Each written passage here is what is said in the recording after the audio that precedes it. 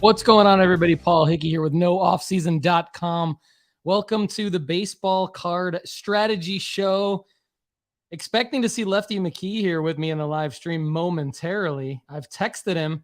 Lefty, you better get in here, buddy. All right, but while we're waiting for Lefty, I want to talk about Bob's Card Market. So bobscardmarket.com, you can join the Discord. Once you join the Discord, you're going to see a lot of great stuff in here. They're always running for sale for trade. Baseball card thread on and popping in the middle of May here. A lot of great stuff. And then, of course, if you want to take a look at basketball, football, hockey, other sports, gaming cards, TCG, we've got fire sales going on at Bob's Card Market. There's bargain bins, progressives, razzes, breaks, live auctions, big investment chat. Of course, that's what we're all about here at the NoOffSeason.com Sports Card Content Network, Sports Card Strategy Show feed, Baseball Card Strategy Show, Lefty McKee coming into the stream here in a second. And a lot of games, a lot of cool things. Guess that card, bobscardmarket.com. Definitely check that out. Amazing Discord. And then, of course, we want to talk about Graybo's. Graybo's Sports Cards is a hobby shop located in Richmond, Virginia. Opened in February 2023. Owned by Duke Dodson, Ryan Fitz, Gray Burnett. The three owners of Graybo's collected cards as kids, fell out of the hobby for a few years, got back into the hobby in 2021, put their heads together, decided to create the ultimate experience for sports cards collectors and investors in the Arts District of Richmond. Graybo's sells wax, raw singles, and graded singles. You can check out Graybo's at graybos.co or on IG, Graybos_cards. Duke Dodson's going to be a guest on the big show, the Sports Card Strategy Show on Monday, along with most likely Chad Gill and Kendall, the Lefty McKee. Good morning, everybody in the comments. We're talking Bowman 2023 today, with or without Lefty McKee. It's going to be a heck of a lot better show if Lefty McKee does in fact join. He is, of course, scheduled to join. Hopefully he's okay this morning. I'm going to text him again, and hopefully we'll get him on here quickly. We might need to call him live. Why not, right? We could call him live. He wouldn't mind that. Oh, my shoes in the house. Good morning. Rocky Empire Sports Cards. Good morning. Evan Bell. What's up? Brian Steeler 714. I know you are pumped about Bowman. Always would love to hear from you in the comments on what you're buying. I will share while we're waiting for Lefty. I'm going to go ahead and share my eBay account here, because you've probably heard the Lefty on the Sports Card Strategy Show talking about Spencer Jones. Spencer Jones, I believe is in 23 Bowman. I think I don't think he was in Bowman draft. I think he was in 23 Bowman. So you guys can correct me if I'm wrong. But listening to the Lefty, I went ahead and started bidding on some Spencer Jones auctions last night. So I got this Spencer Jones all in $11.52. This is just a base Bowman Chrome first. Now, simpleton here, base Bowman Chrome first, not the best purchase, but, and you can't really tell this from the eBay listings, but because you can't just pop out to a card show at 8 p.m. while you're hanging out watching TV with your family, but you can go on eBay. Basically, what I was able to do here is just kind of zoom in on the photos, be really, really selective, because there's a lot of Spencer Jones, just raw base Bowman Chrome firsts listed right now. And yeah, like pick the ones that look centered up and down, left, right. Chances are they're all going to be really good condition. So you want to just pick the ones that appear to be the best centered on the screenshots. So you're not going to be able to get really what you would get from a grading standpoint, eyeball grading standpoint, if you were holding the card at a show or at an LCS. But I started doing that last night. So my Bowman 2023 baseball strategy so far is to follow the lefty's advice. Look at Spencer Jones. He did catch my eye when I was watching the draft last summer with my son Max. We were watching the draft at my parents' house, and Spencer Jones, late first round pick, outfielder, 6'6" out of Vanderbilt. So we're in Tennessee. We're here in Nashville, Tennessee. So I was kind of pumped to see the Vanderbilt Yankees connection. The Yankees is my son's favorite team. So initially caught my eye and thought, wow, left-handed hitting Aaron Judge. Maybe, maybe not. I don't know. I don't know as much about baseball as the lefty, but I will say that he fits the profile. Spencer Jones seems to fit the profile. I went ahead and bought last night, bid in some auctions, but paid about an average of $12 for a couple Spencer Jones singles. And then in terms of my watch list, like I'll just share it with you, like bids, what I'm bidding on. Like I'm currently winning. I honestly, I don't care if you go in and Chad Gill snipe me. Chad's in the comments. What's up, Chad? You can Chad Gill snipe me if you want, but I mean, like Lefty talked about buying lots. So like, here's a lot of 4 ends in about 18, I don't know, ends in about 36 hours. A lot of 4 of them, Bowman Chrome first, that is. And then a couple atomic refractors. So atomic refractors aren't really anything special either, although they're, obviously one step up from just the base. So my thought is like acquire these. I'll put out an article at nooffseason.com later. We're kind of revamping nooffseason.com a little bit for the premium members to focus more on current opportunities and less around trying to spread everything across all the player profiles and really just narrowing our focus. I think the theme moving forward for the shows and the website is going to be putting out content, helping you narrow your focus. And so that's not to say we're not going to cover all kinds of opportunities. We still are, but I think narrowing our focus, helping you narrow your focus.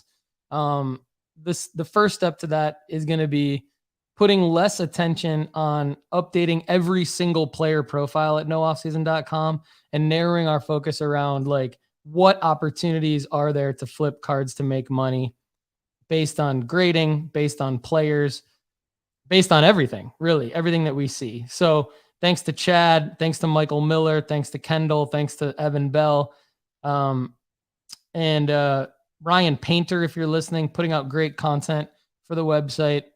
Gonna holler at all of you guys to align coming up. And if any of you audience members are yearning to contribute content, I know Borusky and I are talking a little bit about it. If any of you audience members are yearning to contribute content to the website, I have come up with a process for how we can do that, how we can build content together to just become stronger as a community, help each other make money flipping sports cards. Before we call Kendall here, I want to give a shout out to Oh My Shoes. He sent me a great reel. Sorry, it's called a short on YouTube. It's a reel on Instagram, obviously, but he sent me a great YouTube short. Very funny. Check him out. Oh My Shoes. I'm going to drop actually his, where you can find this short. So, what's the duder's?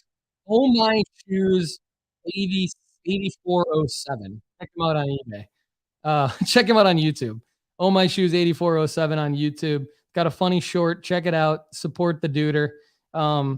Really appreciate everyone's contributions. Rocky Empire Sports Cards, you've been bringing it strong lately. We love seeing you in the comments. You're trying to be the new Borusky. You're trying to be the new Chad. You're trying to be the new Oh My Shoes. But you are the one and only Rocky Empire Sports Cards. We love it.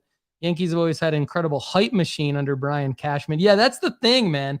I think that's the thing that gets me excited. It's not that I'm like a Yankees guy by any means, but the hype machine. I mean, Volpe, like Jason Dominguez. I mean, the list probably goes on and on with the Yankees hype machine. And I think Spencer Jones is that next guy. So basically, it may seem like paying it may seem like going against the strategy that we always talk about, like don't necessarily buy in on the new release. But I do think that paying $10, paying $12 for a single that looks like it could grade a PSA 10, knowing that grading bulk is going to be, I think it's $16. So you save a few dollars if it's a 2022 or 2023 release. So strategically buying like singles of 2022 and 2023 releases, submitting them all in a bulk submission to PSA at the $16 level, if you're a member, then I think there's going to be room for profit if you get 10s, and I don't think you're going to be out too many dollars if you get 9s. Loading up on lots of that and then listing to sell as the hype machine continues for Spencer Jones. I think that's what's up. So we'll see. Leslie Alegria, good to see you in the live YouTube chat. I know you were chiming in on the Facebook group. That's great too. Yeah, Shoes needs like everything. He needs an Instagram. He needs to keep putting out the YouTube shorts because that was funny. It's not the kind of content that I put out. I'm not funny, and I'm not like quick-witted. But like Shoes, you just got to go check out his shorts. So anyway, Leslie, good to see you in the house. If you want to join the Facebook group, everybody go to sportscardstrategy.com and click on the quick link to join the Facebook group. I'd love to see you over there. But thanks for being here with us on YouTube, Apple, Spotify, wherever you get your podcasts. All right. Well, I could talk about Bowman 2023 and I could do a pretty damn good job, but the lefty, this was his idea. So I just hope he's okay. Let's call him here.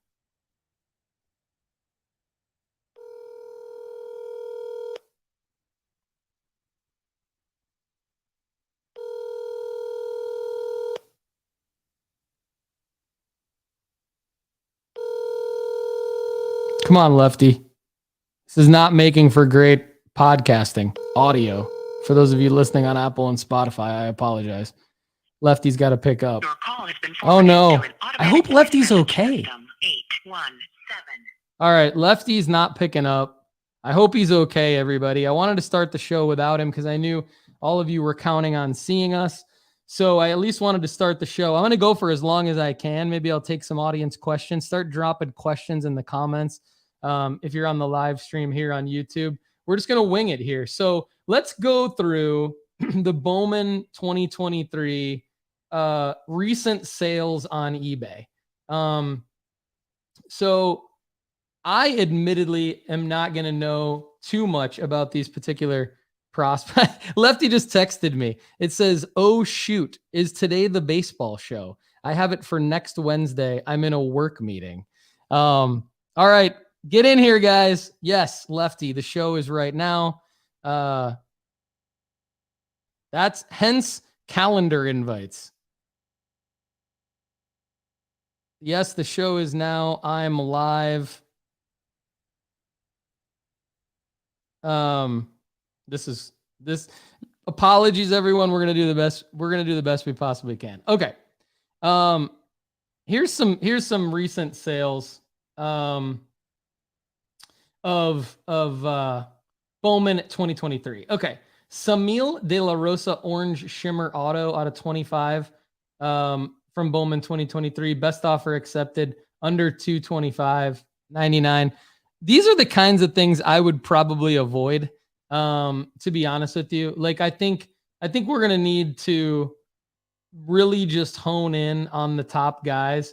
Lefty does not like Druw Jones. He's talked a lot about that. But I mean, I would honestly rather see you spend, like, instead of buying multiples of these kinds of cards, I would rather see you put them all together and buy a Druw Jones, only because that's going to be a name that people are going to want. That's going to be a name that people are going to see as valuable, whether or not he actually performs. He's going to be kind of like the Jason Dominguez of this release. So like the hype machine is so strong on him that actually I don't think you can go wrong. Like, I think I'm going to go against Lefty on this one, especially because he shat his pants and missed the show today. I'm going to go against Lefty and actually say I like Druw Jones. I would rather see you put your money into one big Druw Jones card than buying all of these like sort of no-name prospects. You obviously want to, like, for those of you who aren't familiar with baseball card strategy, you're going to want to avoid anything that doesn't have a first Bowman logo on this, regardless of if you've heard of guys like Tamar Johnson, Elijah Green, even if they're autographs.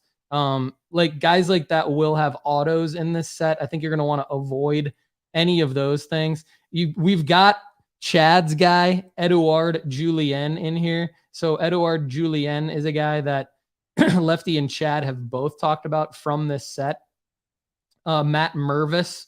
Matt Mervis is going to be a big name in this set right here. So we've got a Matt Mervis sale, $9.99. Best offer, just binned. Just buy it now. Binned 2023 Bowman Matt Mervis Gold Shimmer auto out of 50. Great looking card. Just got called up though. Like, this is the kind of thing that I don't hate it, but you've almost missed the window now. And like, I wonder if this guy who bought it is a collector. Like, is he a Cubs fan? Is he a collector? Is he going to hold this card? Or is he actually looking to make money on it? Because like, Mervis is now going to have to hit. He's going to have to rake. He's going to have to all the adjectives from behind the plate, from at the plate rather, to have this person make money on this card. Or it's going to have to gem at PSA for this guy to make money on this card. But on the other hand, I'd love to get your thoughts on this. I'd love to get your thoughts on, was it listed too low? Like, it just binned. So was it listed too low? Should this guy have auctioned it? Chad, you'd be a good guy to chime in on this. I know you've done a lot of this. So Matt Mervis is an interesting one. Cam Collier is another name. Cam Collier is dropped in the chat by Chad Gill. I'm going to look up Cam Collier here in a second. I'm flying solo. Thanks guys for bearing with me. Yes, the L of the week is that Lefty just absolutely ditched us. He scheduled the show for today with me. He was all pumped to talk about 2023 Bowman, and then he just decided to go do something else. So it's fine. We're all busy in life, but Lefty screwed us today. We're going to have to give him a bunch of shit about this, everybody. Tweet at Lefty McKee and DM him on Instagram at Lefty McKee and just let him know how disappointed you are. LOL. Kidding that he missed today's show. We'll make it up to the audience, obviously. Thanks everybody for hanging in there with me. It is your time to shine, audience. So let's look at Cam Collier.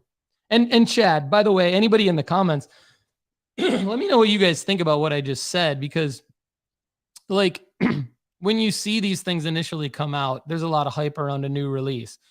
Do you believe this Matt Mervis listing did somebody overpay for this? Like, is Matt Mervis now gonna have to really perform and shine for this guy to make money on Matt Mervis, since the call up, I believe, has already happened. So he's missed the call up hype. So now the danger zone of prospecting is that this guy has to really Ronald Acuna. He has to really, maybe even just O'Neal Cruz at least. He just can't Spencer Torkelson. He can't Jared Kelenic. He's got to really actually perform. He has to at least Adley Rutschman and not Gunnar Henderson. I think you guys get my analogy. So is this Matt Mervis sale too high? Or on the other hand, is it too low? Is it too low in that it's binned? It's just buy it now. Best offer accept, like not even best offer accepted. Just the dude just went out and bought it for $999.99 plus sales tax and shipping. So would love to know your thoughts in the comments on this. All right, let's get into Cam Collier. Thanks for the love, Evan Bell. Evan Bell says I'm doing well solo. Just absolutely was totally relying on Lefty to carry the show. This literally is Lefty's show. Like, the other shows are not just Lefty's shows. Like, I prepare for the other shows. Like, Chad prepares for the other shows. Like, we've got other guests. We're all like prepped up and shit for the other shows. But like this one, This is Lefty's show, and he's not even here. And I'm just trying to do the best I possibly can to give you guys any kind of value. Thank you for tuning in. I really appreciate it. So I guess Chad's chiming in and saying, yeah, that's what I thought, Chad. Chad says regarding the Mervis card out of 50 auto that I just talked about, this guy better want it for PC because he's going to lose his butt even if Mervis balls out. I agree. Like, I would have taken that 1,000. I would have put it into a Druw Jones. I don't care what Lefty says. I'm not saying buy Druw Jones, but I'm saying if you are going to spend a bunch of money on a bunch of random ass baseball cards, as a sports card investor who wants you to make money, I would rather see you take all of that, like, just stop yourself and just be like, could I buy a Druw Jones with this? Because if you could, I don't care how Druw Jones plays. I don't care what Lefty says about Druw Jones this, Druw Jones that.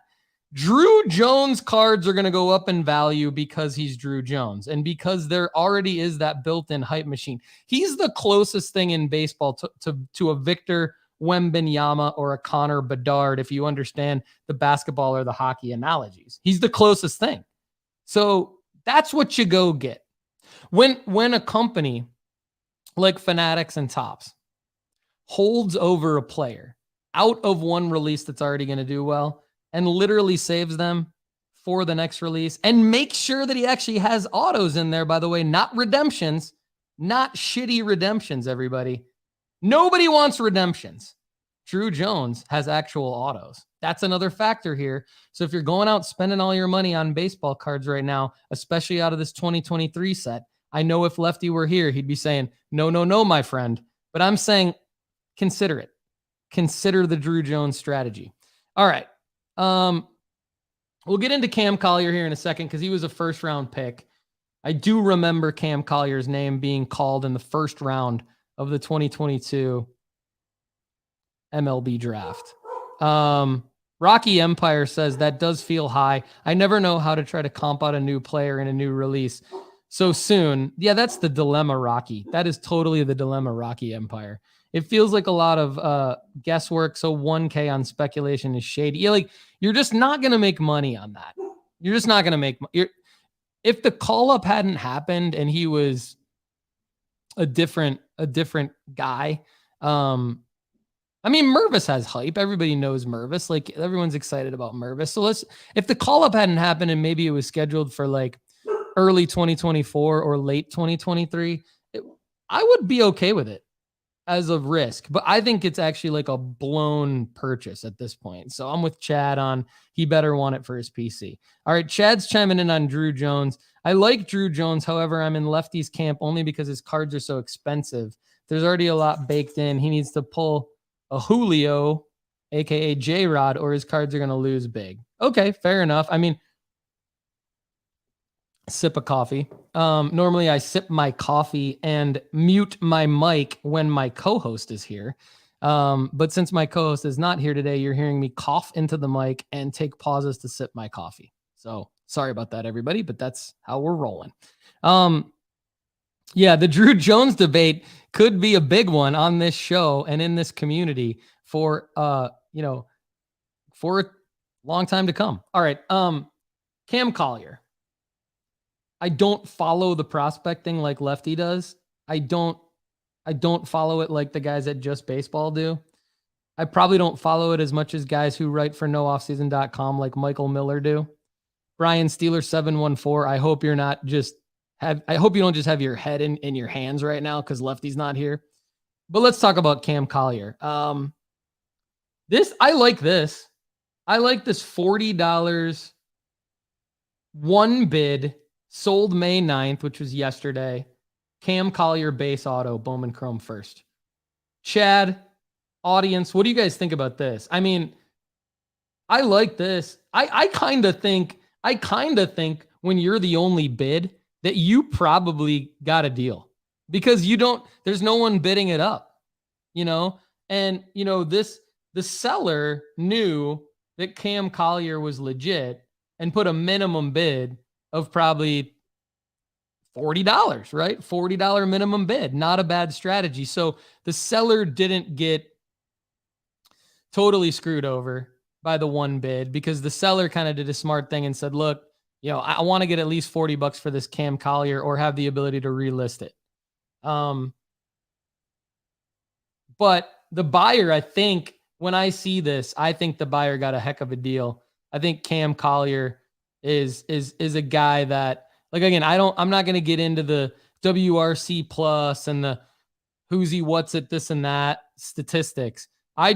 When it comes to baseball, I'm way more macro. I'm way more macro than Lefty. Lefty and the guys at Just Baseball, they're definitely like the baseball geeks. And if you're into that, I highly recommend you go check out their content. Check out a break at Just Breaks. Like, follow, even though Lefty like totally shafted all of us today, and he's definitely on the shit list. L of the week, big time. Even though he shafted us, go check out Just Breaks at @just_breaks on Twitter and like get in a break and you'll actually learn a lot about these cards and these players. Chad says he's bought 2 Cam Collier Bowman Chrome first autos for $40 each. Chad bringing it strong. This is like actually how Chad and I, literally, Chad will remember this. Some of you may remember. This is exactly how Chad and I sort of hooked up and he became part of the show and part of the content at No Offseason because there was a football card strategy show, I believe. I believe it was football card strategy show. And Andy Kaysen was late. And we love Andy. Andy's not on the shit list. Lefty is. But we love Andy. Andy was late. And I was just, and I know more about football than I do about baseball. Like my strengths go basketball, football, baseball, probably soccer, F1, other shit, right? Like that's probably in order. I'm fairly equal across the board, but I could definitely like, if Gary didn't show up to a basketball card show, or if Andy didn't show up to a football card show, I'd probably be 9 out of 10. With Lefty not being here, I'm like a 6. With all you guys helping me out in the audience, we're definitely stepping it up more to the 8 or the 9. So I appreciate that. You guys are clutch. But this is how Chad and I started creating content with each other. Basically, it was like, Andy was late. Chad starts like in the comments, and I'm like, Chad Gill's in the comments. He's my co-host. All right. So yeah, shoes. Andy is the man. Like Andy is pro. Andy's like pro. He's like listening to like Mike Mayock on NFL Network. Like he's like, Andy is the Mike Mayock of football cards. He's legit. Anyway, you got to check him out. Rocky Empire Sports Cards says, he thinks he's talking about Cam Collier. So Rocky Empire, thanks, man. He thinks Cam's an awesome buy. Disclaimer being, I watch this show because I don't know what I'm doing, but that card feels like an easy W when Cam starts accumulating some games. Rocky, I think you're getting it, brother. I think you're getting it. I know you're saying you don't know what you're doing, and I think to a certain extent, a lot of us feel that way. I think that I've gained a lot of confidence over the last 3 years, just getting the reps in. It's like anything else. I've got my son playing in 2 baseball leagues right now.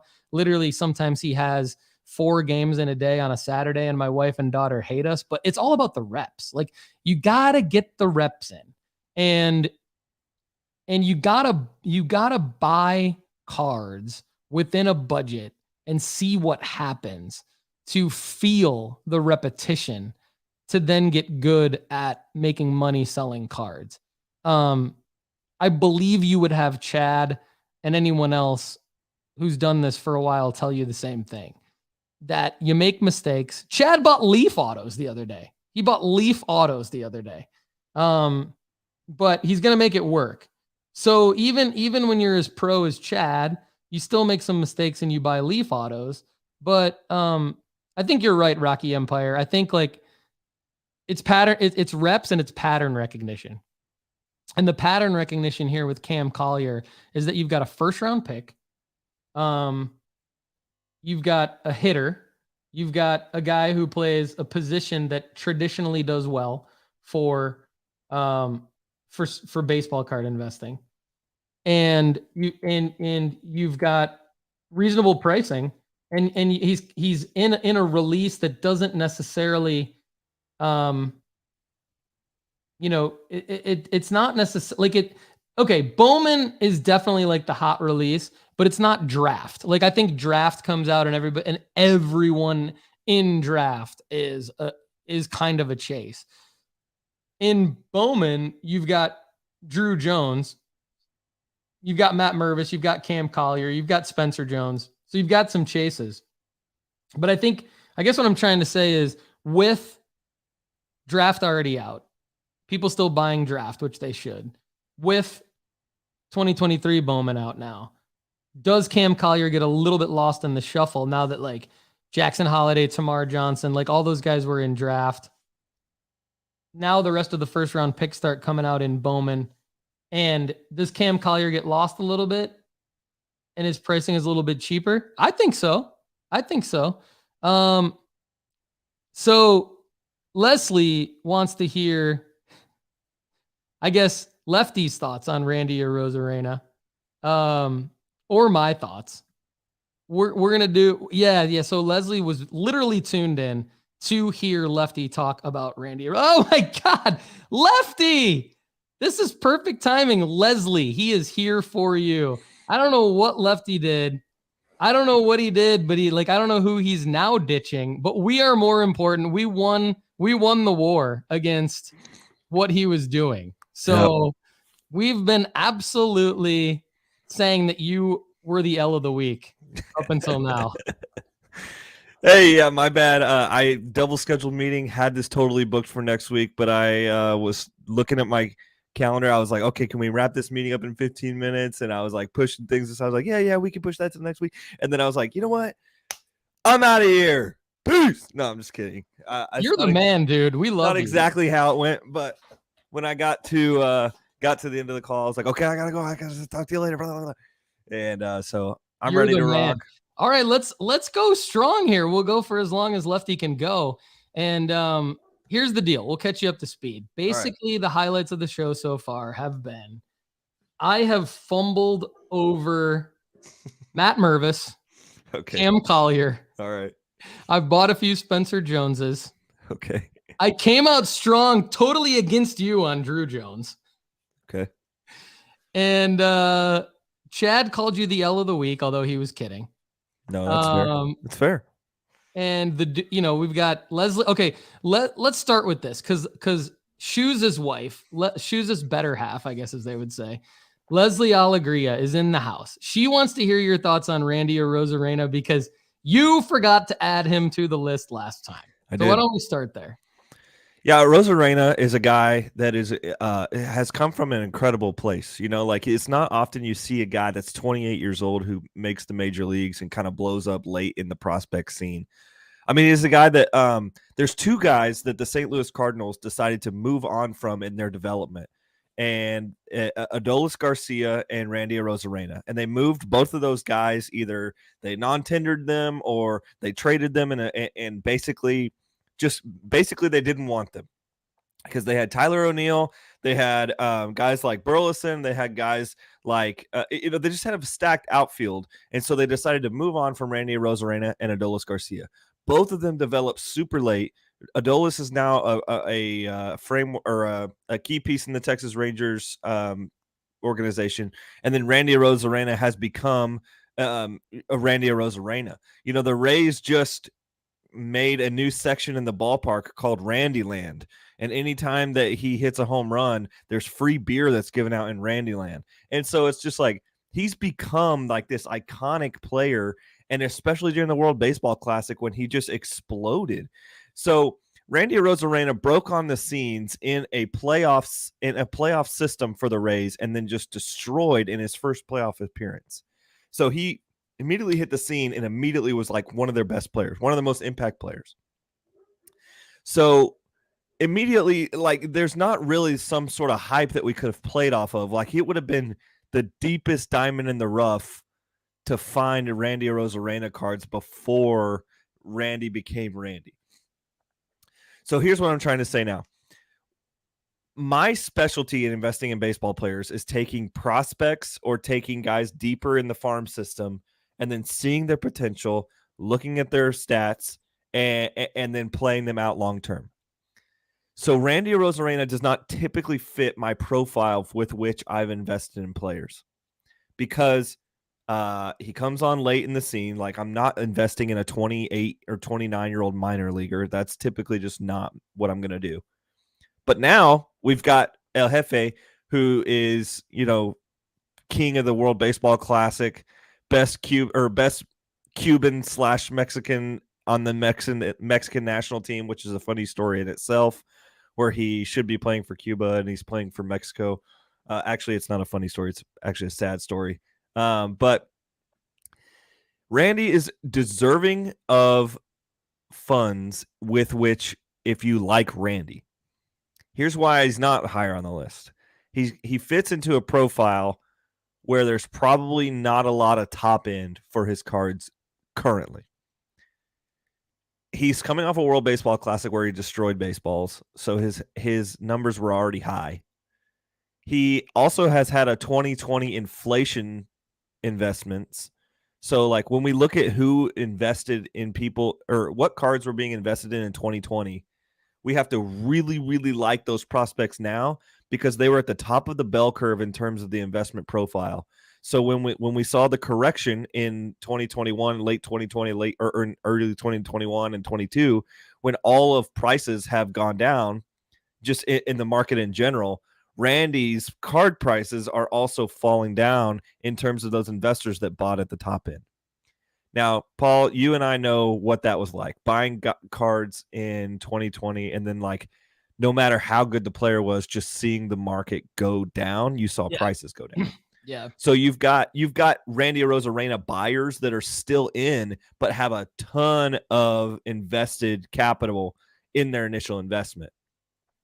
That's not necessarily good for an investing profile when I look at players. So that's why he's further down the list. I did forget him on the list, yes, but I will say he wasn't a guy that's immediately in my mind because of all these factors. He's already in the major leagues. He's not quite a Hall of Fame status yet. He's not, he's got a super inflated value from 2020. There's a couple of other players that are doing that same thing. There's a couple of other players that fit that same profile. To me, it's like a PC Lefty. When you and I first started creating content together, you helped me kind of clarify. There's two baseball card worlds. The baseball card world that Randy Arozarena is in right now is your PC. Not to say that those cards don't have value, but they're gonna have value to the collector and the baseball geek, the Major League Baseball geek, more than the sports card flipper. And the sports card flipper is the other world, which is like,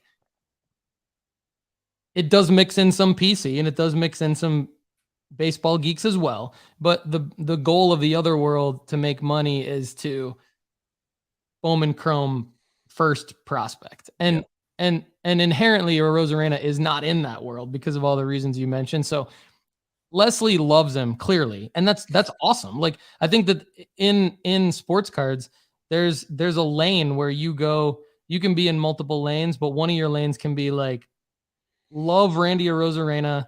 Don't overpay for his cards, but just look for like cool ones, like unique ones.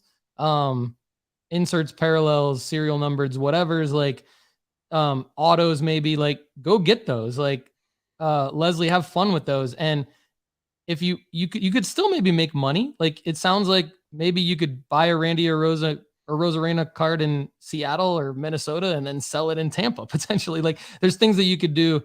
Or I like to go on Twitter and see like who's PCing Randy Arozarena and then like DM that person and say, I've got, those kinds of things can happen. But really, Ohtani was the only guy that made money in that other world in 2021, to Lefty's point, where like in 2021, like, and he didn't make that much money either because his prices were already pretty high. So, I mean, we can look at players like, we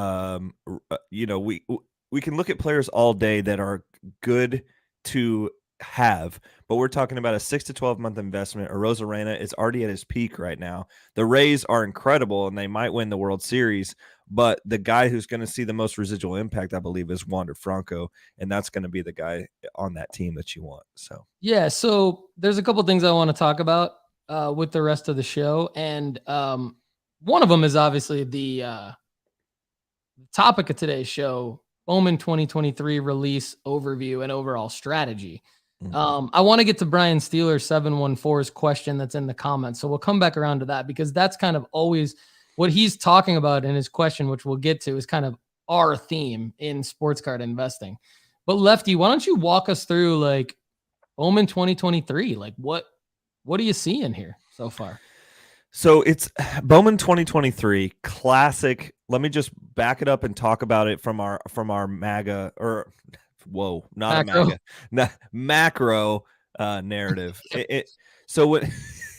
Something different. Okay. Macro. Okay. So that's not what. All right. So trying to collect my thoughts here. Okay, Jim Rome pause. Nothing wrong with the Jim Rome pause every once in a while. Okay. Baseball in Bowman Baseball 23 is the retail product of the Bowman cycle. So it's been a long time since we talked about this, so I might as well just brief us on very briefly. We have Bowman Draft, which is the Bowman Baseball product. It's like the mecca of what investors want, is Bowman Draft. Then Bowman Baseball comes out. It's the retail product, a lot of paper, typically not a lot of investable players, but there is usually like 5 or 6 guys that are very good. Then we have Bowman Chrome that comes out. Well, then you have the mega boxes, which is basically a more chrome version of Bowman 23 with a little bit of variation stuff. Then you have Bowman Chrome that comes out later in the year. That's typically international free agent, like juiced, and then there's sapphires within there, but basically the big 3 are Bowman Draft, Bowman Baseball, Bowman Chrome, and people get released in each one of those depending on where your first is. Typically the way it looks is older guys that are peaking later come out in baseball 23, and for some reason typically the second overall draft pick gets led into that that set. They drive it by keeping one guy out of Bowman 23 or Bowman Draft, and they put him in Bowman Baseball. The Druw Jones effect this time around. And then you got international free agents in Bowman Chrome, and then you've got all the draftees, which everybody's hunting. That's a hobby exclusive in Bowman Draft. So Bowman 23 is going to have a lot of paper, usually a lot of guys that are going to be on the lower end of our investment portfolios. For instance, in Bowman 21, we've had 2 years to play this one out. Maximo Acosta was in there. We had Blaze Jordan that was in there. And then we had Martin from the Blue Jays that was in there. All 3 of those players have fallen extremely down the investment portfolio, and those were the lead chases in 21 Bowman. 22 Bowman, we saw Khalil Watson be the main guy people were hunting. And I said, guys, please stay away from Khalil Watson, because he's just having the most horrific attitude and he's just not doing well, blah, blah, blah. And then we saw his prices just skyrocket and then all of a sudden just tank, and because people realize what Khalil Watson is. That's what I'm saying about the Druw Jones effect this year. Don't get like Bowman persuaded into spending gazoodles of money on a guy who is probably not, if he was in the chase with everyone else, he wouldn't be above some of these other names. And so like Bowman is tricking us into paying for the most high profile prospect in the set. And I'm saying, as sports cards investors, and we have some of the savviest investors that are in our network here at Sports Card Strategy Show. Like, I've been blown away, Paul, by some of the people that we get to work with all the time. True. I agree. And what I wanted to say is, like, don't fall into this element of like Bowman tricking you into saying Druw Jones is going to be the next Hank Aaron, because he's not. Yeah. He's got a ton of holes in his swing. The video is not pretty. Like, there's questions about his back. He's in an Arizona Diamondback system that is loaded with prospects, so they're going to have a lot of time to develop him.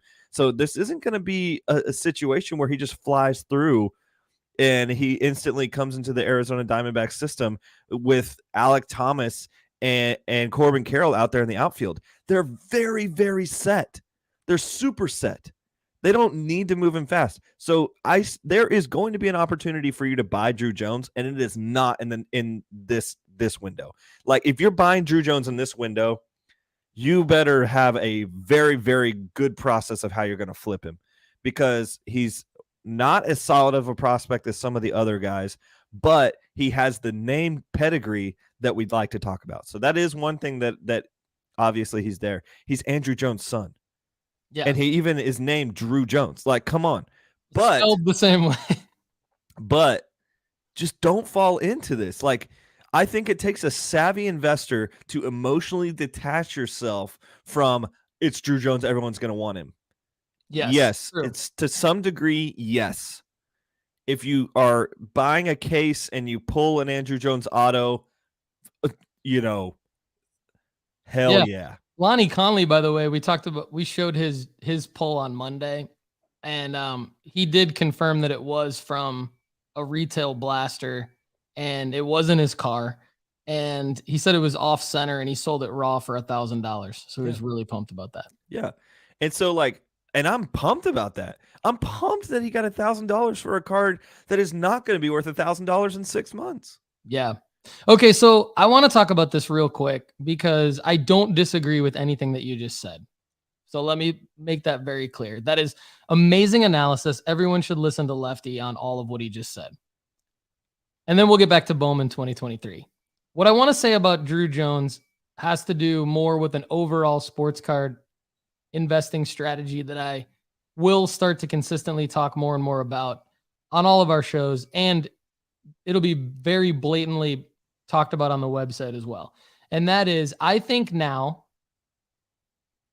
in the world, May 2023, it has finally dawned on me, narrow your focus.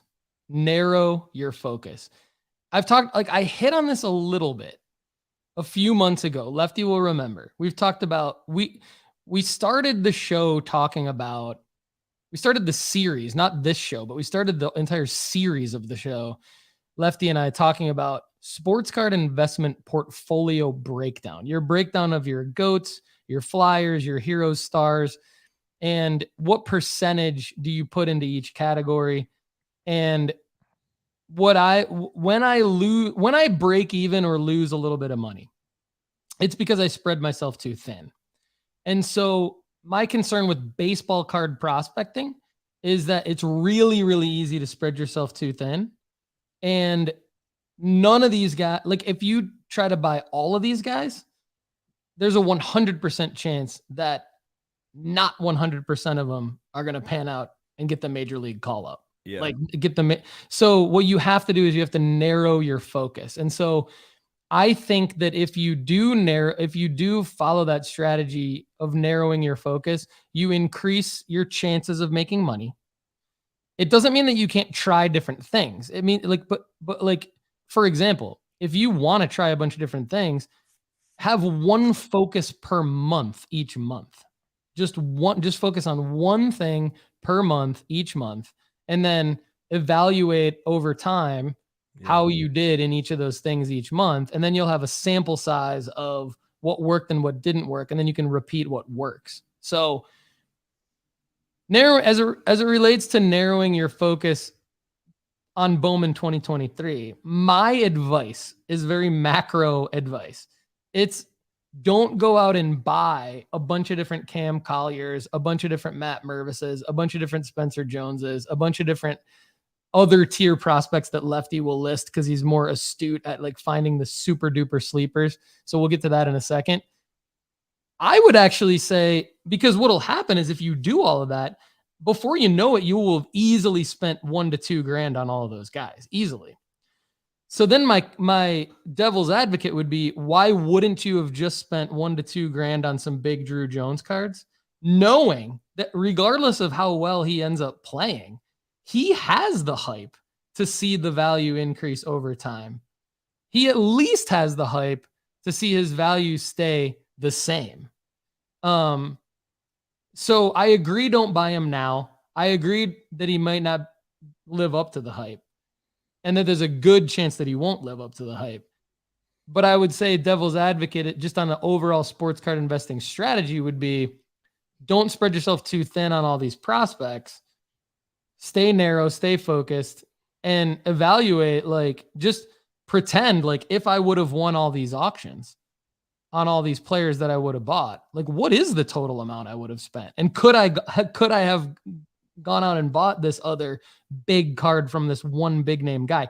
As we all know, Chad, Lefty, they'll be the first to tell you, it's also easier to liquidate when you have 1 to 2 big cards than it is easier to liquidate. Like, it's hard to liquidate all of those cards. Even if a guy like Griffin Conine blows up, you're still not going to have the market that you would have for the O'Neal Cruz or the Ellie De La Cruz or the bigger name prospect. All right, that's my thought for the day in terms of the baseball card strategy investing.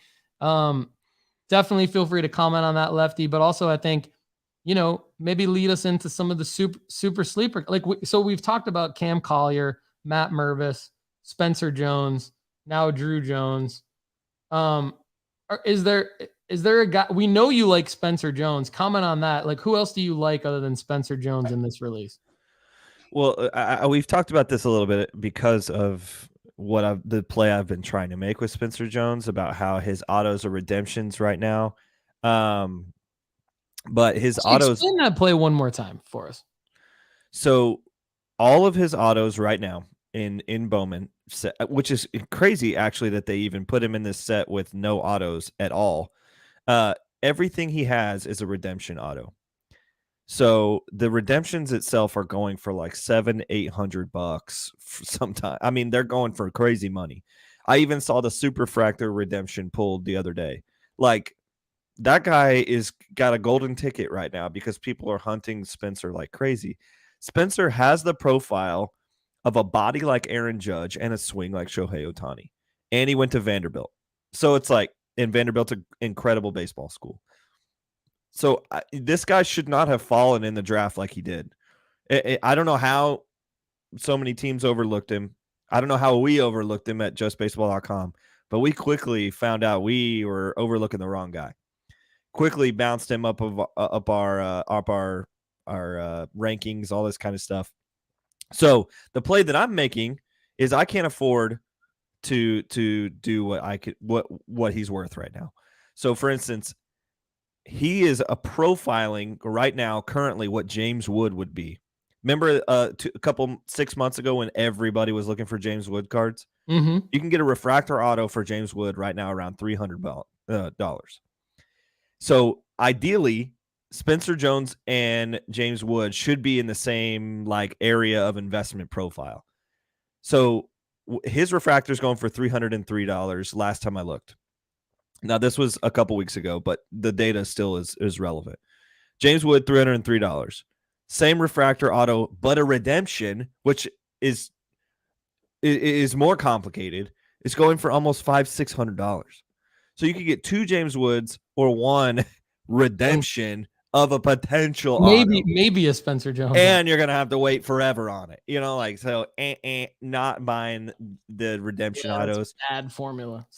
So what I'm doing is I took a bunch of Chromes, Spencer Jones, just a bunch of them, and I'm going to submit all these in a bulk submission. I got them around $7 a pop, which is pretty good. That's really good because I've been getting them for about $10 to $11 a pop. Yeah. So I bought enough bulk of them, and I bought enough people off of Facebook and stuff like that. That I'm around $7 to $8 a pop for these Spencer Jones cards. Going to submit them at the value, the it's 2023. It's 16. Yeah, $16. Yeah. So I'm fairly small in this, in terms of what a PSA 10 I believe is going to be worth. I'm going to assume it's going to be around $40-50 at the least. So I'm just hoping a couple of these gem out. So that's the play I'm making for Spencer Jones. I did buy some Atomics and some Lunar Chromes, which is a new insert or a new variation in this year's 2023 Bowman set. And then I another random play that I made is I started buying some Matt Mervises because at Just Baseball, we've been high on Matt for 2 years and they haven't had Bowman cards for him. So we always said, hey, as soon as his cards come out, we want to buy them. So I bought some variations of Matt Mervis as soon as they came out. And he got the call up this week. And I know you talked about him earlier, but obviously my $2 card now is worth about 15. And so I could make a pretty sick flip on it right now, but I'm going to send that in this bulk submission as well, just to see what happens. And I did buy some Druw Jones chromes as well that I ended up getting a couple of like I ended up spending like $4 a piece on Druw Jones chromes, and one of probably my favorite card in terms of Druw Jones is I bought one of these.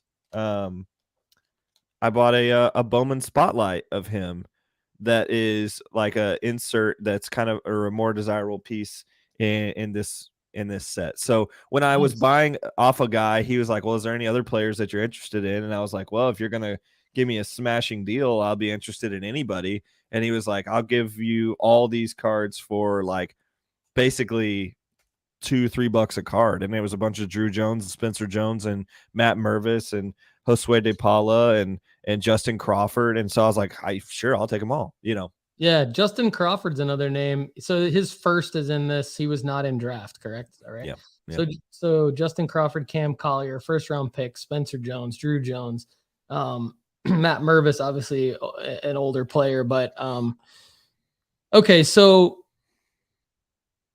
that is a great overall strategy. One thing I want to say to the audience is that there's not going to be any. So this bulk submission is a strategy that Lefty, Chad, and I have been talking about a lot. And Chad likes to kind of break down, and I know Lefty does too, but Chad's just happens to have talked about it more on the show and on the website. Chad likes to break down like sort of gem rate possibilities, buy and submit bulk. Know that you're going to get some 10s, some 9s, some 8s. But within that, you're going to make money because of the gem rate. Well, with a guy like Spencer Jones and Druw Jones on these base chrome first, there's no data for that. There probably hasn't been a PSA 10 graded yet as of now. So like the pop count is going to be low enough to where there's no sample size of data on what the sale price is, let alone the gem rate. So, what I would estimate is I would go off of like an Ellie De La Cruz or like a prospect like that, where like, what did his base Bowman Chrome PSA 10 sell for around a similar time period that would be when you would get the card back and list it for sale.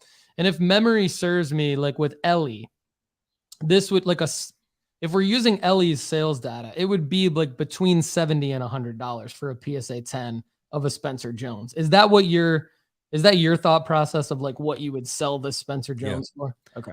Yeah, I'm expecting it to be in the high end around that. In the low end, I'm kind of selling myself short by saying $40-$50, but I'm planning on the short end and I'm hoping for the high end.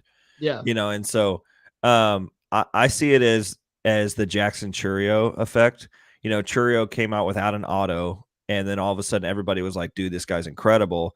And then Topps, for some reason, had no autographs in it. So the number one like thing that we could have pulled in a Jackson Churio or a Churio situation was his Chrome Firsts. Yeah. And so it's just like, then you started seeing his Chrome Firsts PSA 10s. I mean, I bought one for $78.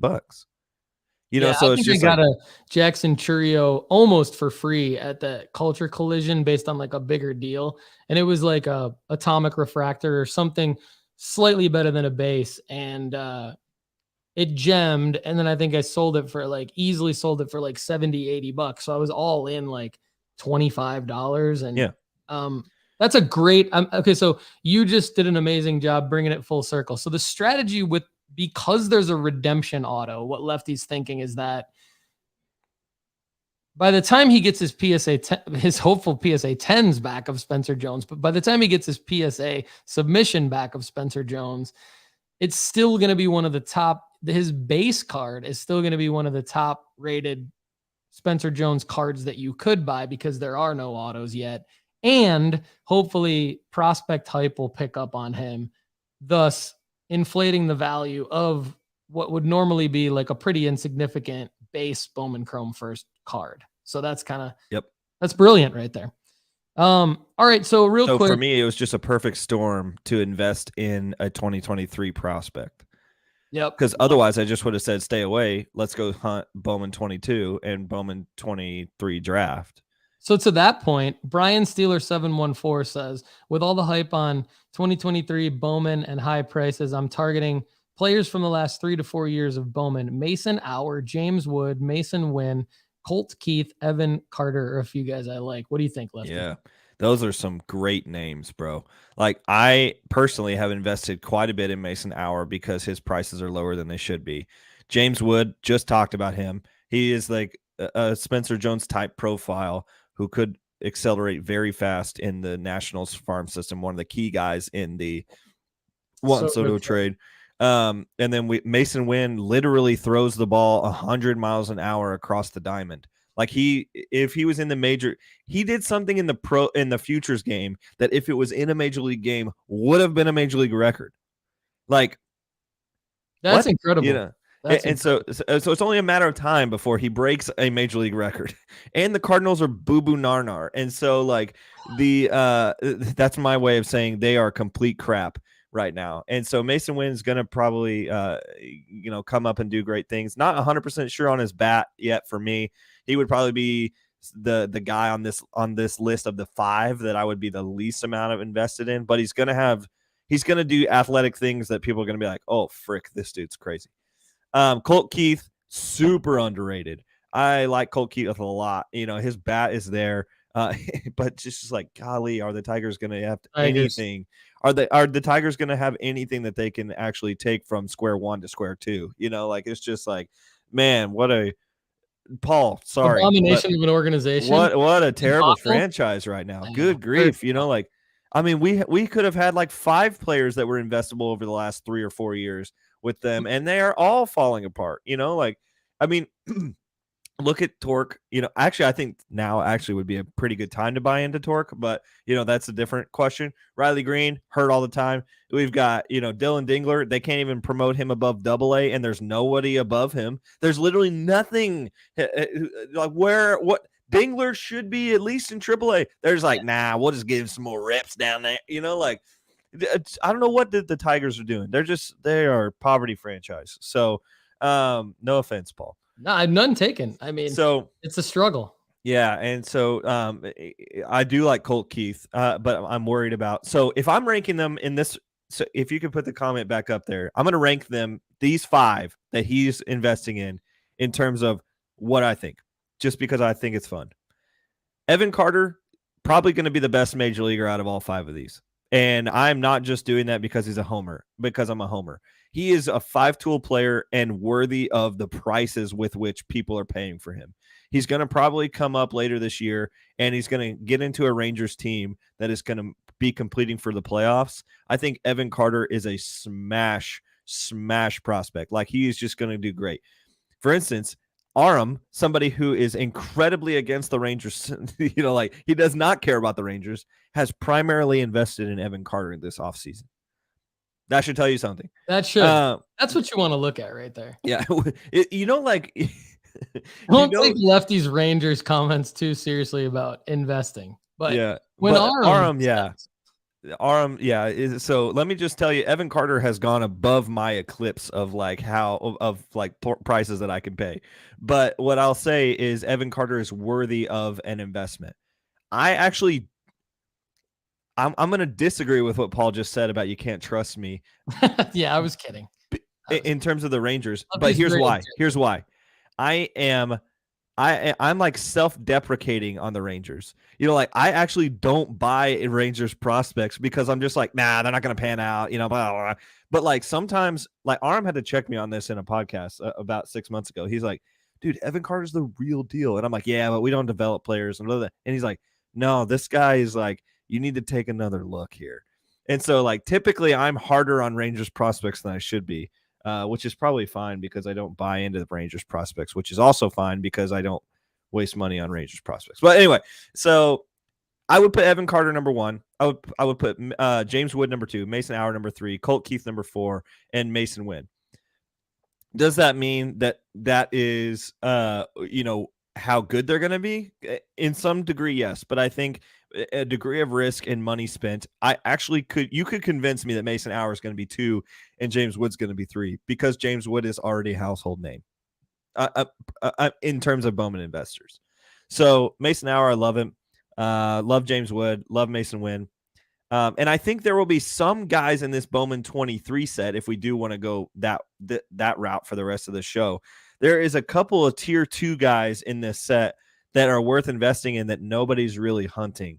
And I think that would be like some value that I could bring to the baseball card strategy show. Like, for instance, we said his name earlier, Justin Crawford. Justin Crawford is pedigree from a major leaguer. Carl Crawford was his father. He's in the Phillies farm system. He's got Bowman first out there. He's a guy that's in our tier 2 at Just Baseball for the Bowman 23 rankings. Tier 1, I'll just go ahead and say it. And I think I actually sent you the graphic. I don't know if you have it on your computer or not, but you can pull it up if you want. But Junior Caminero, Spencer Jones, Druw Jones, Cam Collier, Matt Mervis, and then Josue De Paula are in the tier 1. So those are all names people know very well. Probably Josue De Paula is probably the least known on this graphic. But then our tier 2 is Justin Crawford, Alex Ramirez, Kyle Harrison, Jacob Berry, who I actually hate, and I would not have you invest in Jacob Berry, and Roman Anthony. So those are guys that people are like, wait, what? So I'll say it again. Kyle Harrison, which is a pitcher, probably the first time I've ever recommended a pitcher having investability. Alex Ramirez, outfielder for the Mets. Justin Crawford, outfielder for the Phillies. Roman Anthony, outfielder for the Red Sox. These are guys, look at this. I mean, his Chrome is going for 99 cents. You've got an out of 150 auto going for $250. That's a very healthy market. That's more what an out of 150 Bowman Chrome prospect auto should be going for. And so, like, I see Justin Crawford having more investability right now because of where he has the same name pedigree. Although he's not the same player, I will just preface by saying he's not the same player. You can get his refractor auto for $167, and he's just coming out of this product like that. This is the kind of pricing you would expect on a refractor auto from last year, and so like his pricing is reflecting a guy that's falling further down in a checklist that's getting overshadowed by some of the big names. But Justin Crawford, if I'm not mistaken, he was invited to the green room at the draft. When you're in the green room at the draft, you're one of the 20 best players. Yeah, he was. Yeah, and he was taken before Spencer Jones. Spencer Jones, we talked about $8 to $11 per on a base Bowman Chrome first, and it could be because he doesn't have autos out yet. But like, we're looking at far under $1 for the same card for Justin Crawford. Now that's definitely not the most investable card, but like when you look at a Justin Crawford refractor out of 499 auto for 167 or Cam Collier base autos for 40, which are you taking? Are you taking like 4 Cam Colliers or 1 Justin Crawford refractor?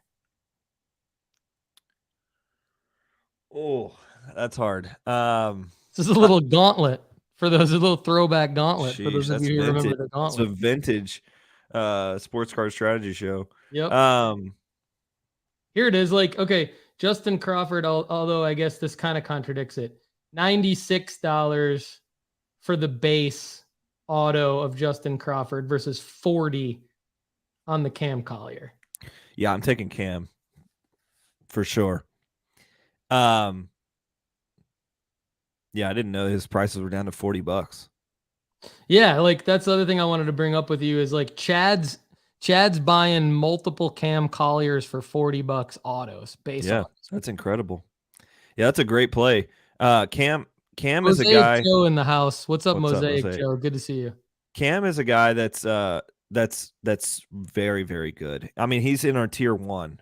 So if you can get a tier 1 $40, smash that buy. I don't care who it is, you know. And so it's like, and so Cam is a guy that this red system is incredible right now. Hey, time out real quick. Sorry. Where's the tier graphic that you said you sent me? I want to try to find that and bring it up. I texted it to you. Okay. So, sorry, go ahead. The red system right now is peak minor league mouth watering. Like, you got guys all over the red system that deserve investments. I mean, we'll just start with Ellie De La Cruz. This guy hit 3 balls over 117 miles per hour last night in his at-bats. Like, that's stupid. That is stupid. He's able to go foul pole to foul pole at 117 miles per hour. Nobody is even doing that. That's like above O'Neal Cruz.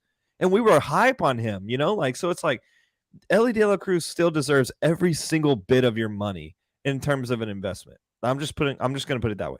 But then you've got, you know, Marte underneath him. You've got Cam underneath him. There's just guys all over this farm system that are going to be worth an investment. So, like, if I'm taking the next 5 to 10 years and I have to invest in only one team's prospects over the next 5 to 10 years, I'm probably picking the Reds, which is crazy.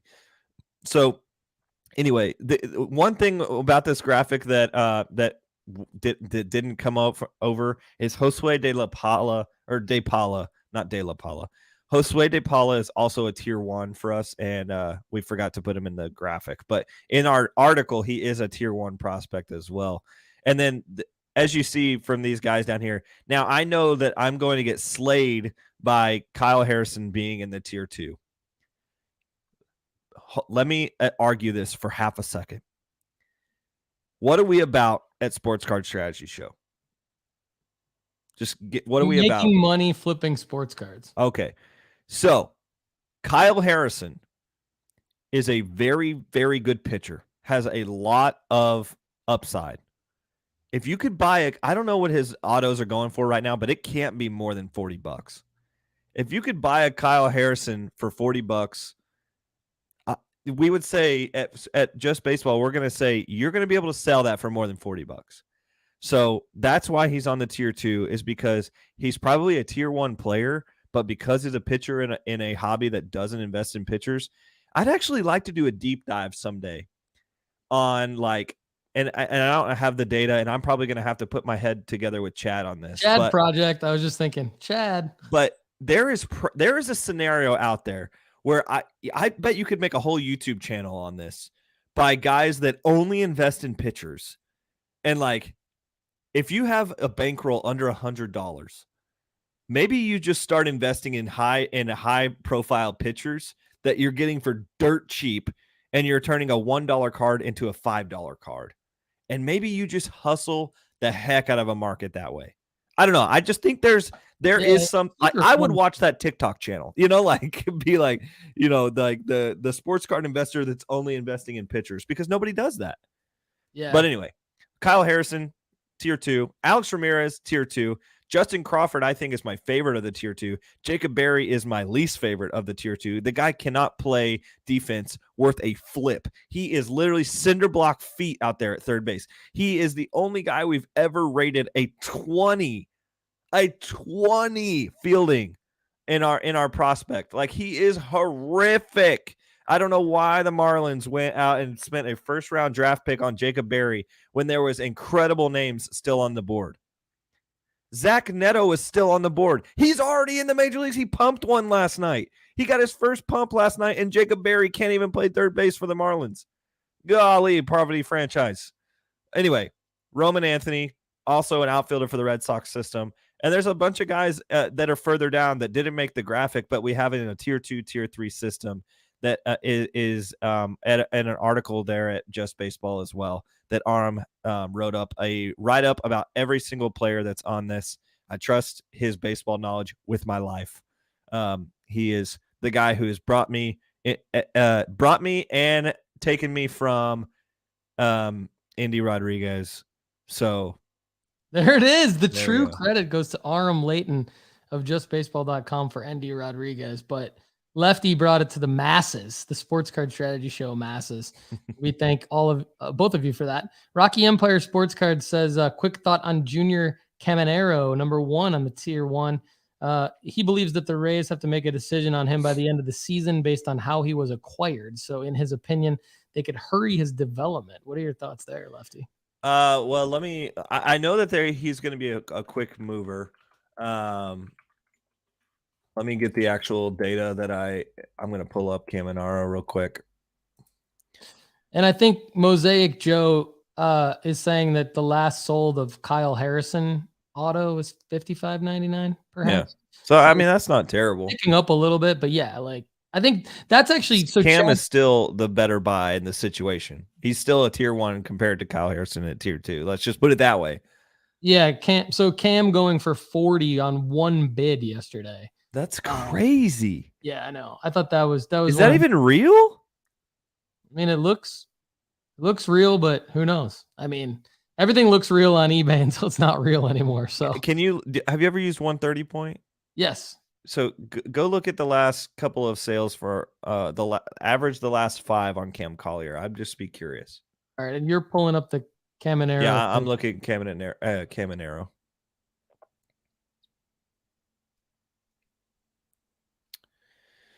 Yeah, so he was traded to Tampa Bay in 2021. They activated him, signed him to they pumped him up to the River Dogs.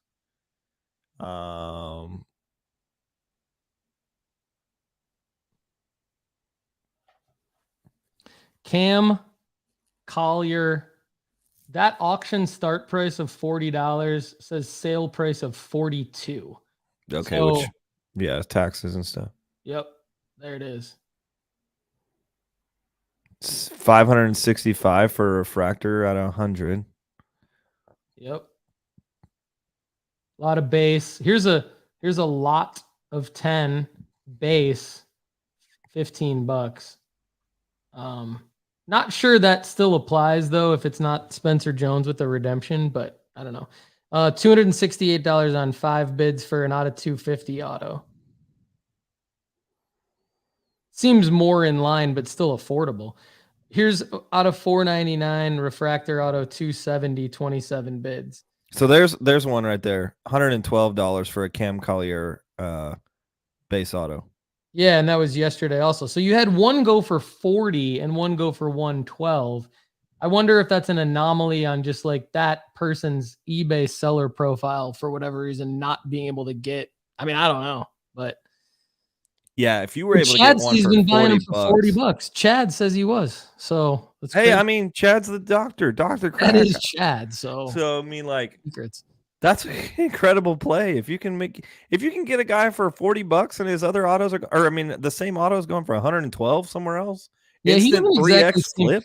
Right. He doesn't exactly seem like a sleeper. Like Cam Collier doesn't seem like a sleeper. Cam Collier seems like a guy that anybody who can Google 2022 MLB draft could be like, I don't know who is bamboozling somebody for a $40 eBay auction and what kind of what kind of search engine magic did you have to do to get nobody else to find that card? But hey, goodbye for that person. The Detroit Tigers of listings right there. That's basically what that was. And that was absolutely for Brian Steeler 714, who earlier said that he's also a Tigers fan. So speaking of Brian Steeler 714, Casey Schmidt debuted last night. Any thoughts left? I like Schmidt. Yeah, I think he deserves our investment. He's a guy that Arm and I talked about, probably 6 months ago. We're like, man, this Casey Schmidt guy is he's the real deal. Honestly, I didn't buy enough of him before we got to a promotion. I thought there was going to be more time, but if you do have Casey Schmidt autos, then you should definitely be selling right now. What we always say is sell at the call up. So, don't buy at the call up. So never buy at the call up. Never buy at the call up. Brian Steeler 714 or Kalenic themselves. And then you're dealing with a debacle, but yeah, Kalenic is on a freaking moon now now. He's holy cow. He's almost hitting 400, I think, or 300. It's a couple years later though, so hopefully Anyway, Junior Caminero, I've been looking at his like the profile with which they acquired him. They acquired him in a trade. He's 19 years old. I'm not exactly sure, Rocky, exactly what you're saying in terms of why they would need to move him quick. He's not a Rule 5 guy or anything like that where they have to move him or keep him on the Major League roster or something like that.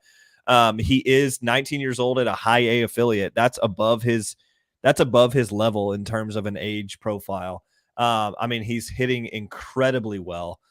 He's a guy I mean, the Rays just do this. You know, the Rays acquire guys for nobodies, and then they end up being somebodies every single time. What I always say is if I was a major league GM and the Rays called me and they said, "Hey, we're interested in so and so," I would say, "Thank you.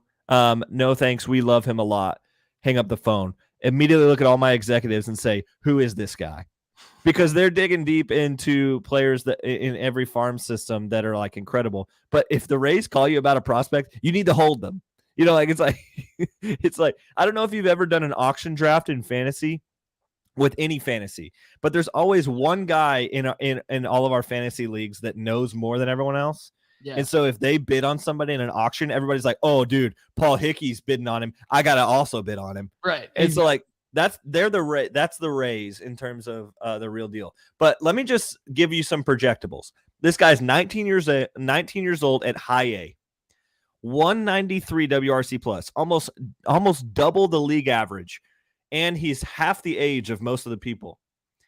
Well, not half the age, but younger. He's under 30 at a K percentage. His average is 372. This man is almost hitting 400 at a level that is above his age. He's hitting 8 home runs, 25 RBIs, 2 stolen bases too. His walk rate is not very good, but still, like, his isolated power is 340.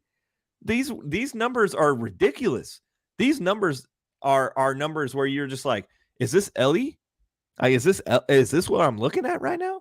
But no, he's never had a season in the minor leagues where his WRC plus was under 137, which is 37% above the average player. And that's his worst season he's ever had. And this is Junior Caminero we're talking about here. And he's 19 years old. Statistically, worth an investment all day long.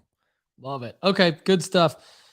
Brian Steeler 714, good luck selling your Schmidt autos. Let us know how that goes. Chad Gill, basically Don't wait for the weekend. Put them up now, dude. Oh, at a card show. I didn't read the very end.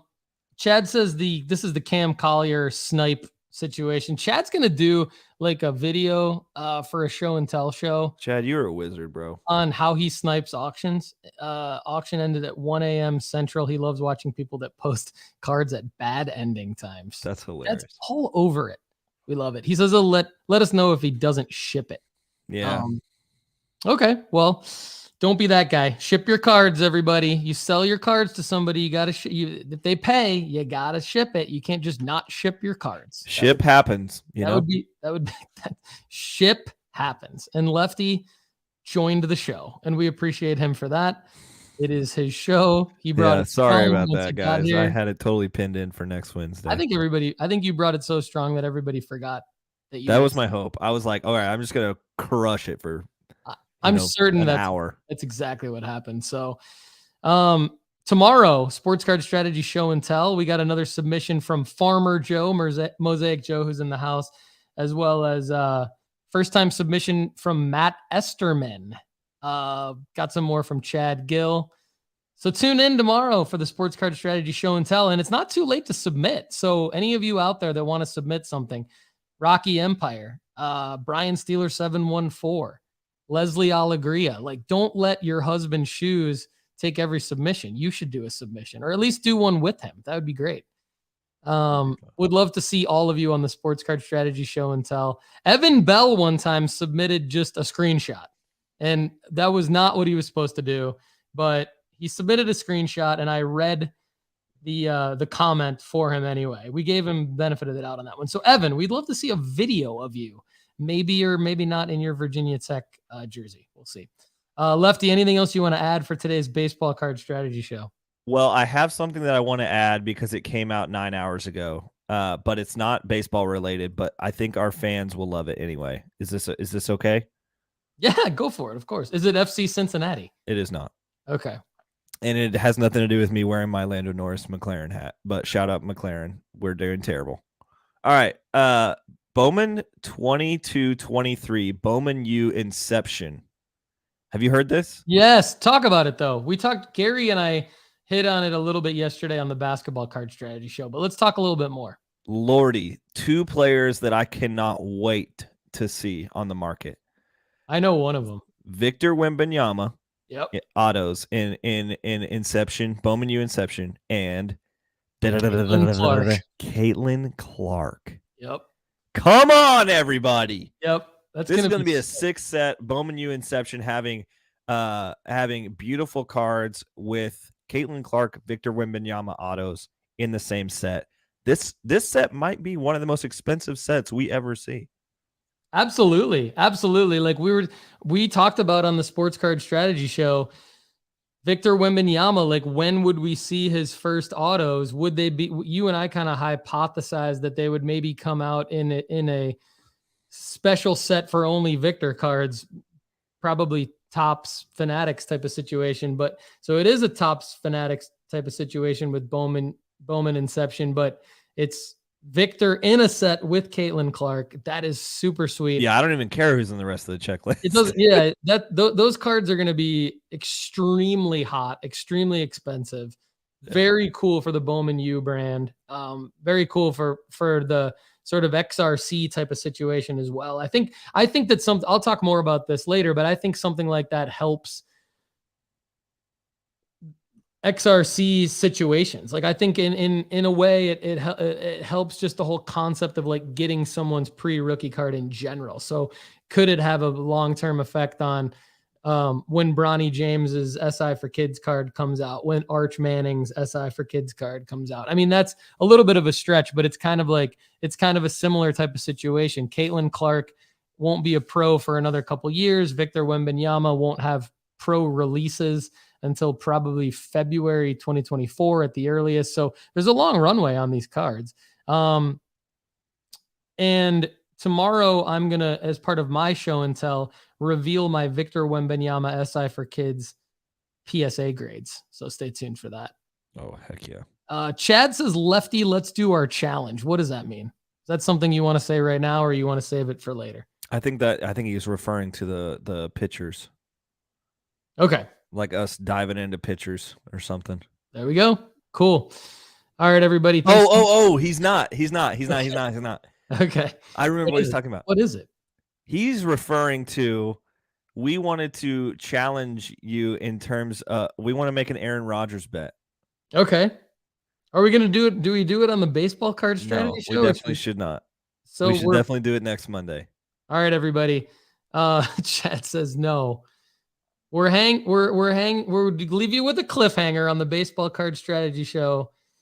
The most hated man in my sports card world right now, Aaron Rodgers. Stay tuned for Monday's Sports Card Strategy Show to see what the heck Lefty and Chad are going to do with some kind of challenge with me and Aaron Rodgers. All right, everybody. Good stuff today. Glad we turned things around. The first half of the show was like the Detroit Tigers. The second half of the show was like the Tampa Bay Rays. So I'm sorry again, guys. Apologize for being 30 minutes late, but I hope I was able to give you enough content. So you did a great job. Audience did a great job. Thanks so much, everybody, for watching and listening. Baseball Card Strategy Show. Lefty McKee, Just Breaks, JustBaseball.com. Paul Hickey, no off season. Have a great day.